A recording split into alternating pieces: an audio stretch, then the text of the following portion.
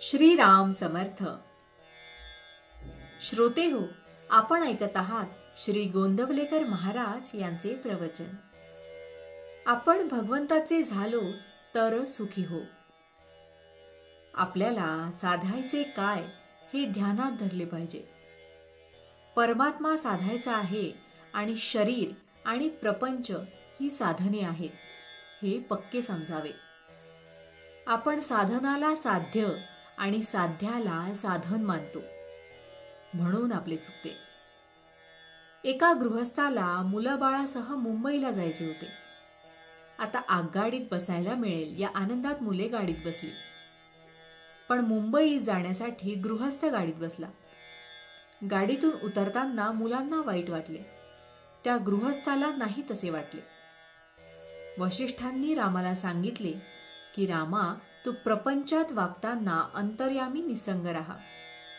मी देह नसून आनंदरूप आत्मा आहे, निसंग आहे, ही दृढ भावना ठेवून प्रपंच करावा.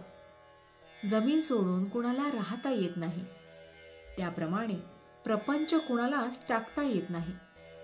पण त्यात रामकर्ता मानून वागणारा तो पारमार्थिक, मी करता असे मानून वागणारा तो प्रापंचिक. मी करता असे म्हणूनही जर प्रपंच दुःखरूप राहतो, सुखरूप होत नाही, तर त्याचा करता मी नाही हे सिद्ध झाले. प्रपंच हा अर्धवटच आहे, पूर्ण फक्त राम आहे. मिठाचे पोते कितीही धुतले तरी त्याचा खारटपणा जात नाही, तसे प्रपंचाचे आहे.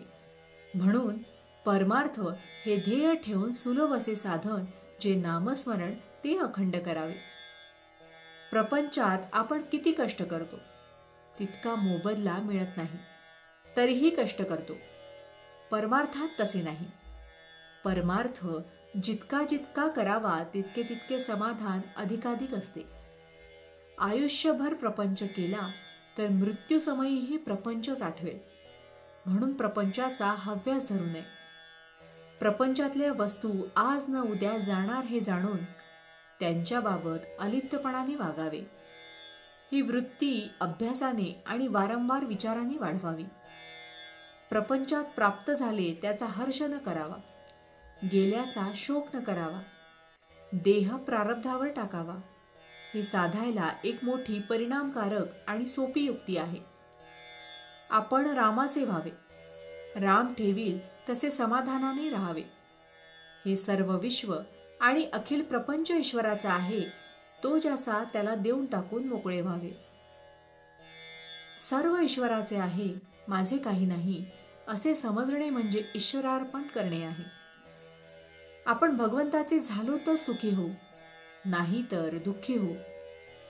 धान्यातले दगड, माती, पाकड निवडून बाजूला काढून धान्य जे सार ते घ्यावे.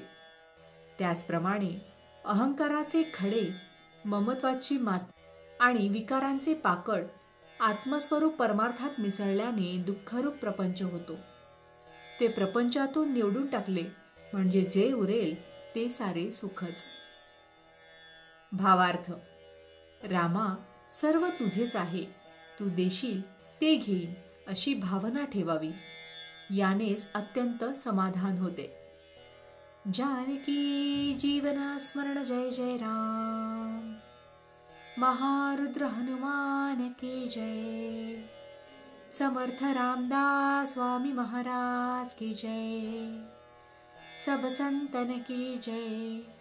श्री अनंत कोटि ब्रह्मांड नायक राजाधिराज सच्चिदानंद सद्गुरु श्री ब्रह्म चैतन्य महाराज की जय. जय जय रघुवीर समर्थ. आता आपण 13 वेळा नामस्मरण करूया. श्रीराम जय राम जय जय राम. श्रीराम जय राम जय जय राम. श्रीराम जय राम जय जय राम. श्रीराम जय राम जय जय राम. श्रीराम जय राम जय जय राम. श्रीराम जय राम जय जय राम. श्रीराम जय राम जय जय राम. श्रीराम जय राम जय जय राम. श्री राम जय राम जय जय राम, श्री राम जय राम जय जय राम, श्री राम जय राम जय जय राम, श्री राम जय राम जय जय राम, श्री राम जय राम जय जय राम। जय श्री राम।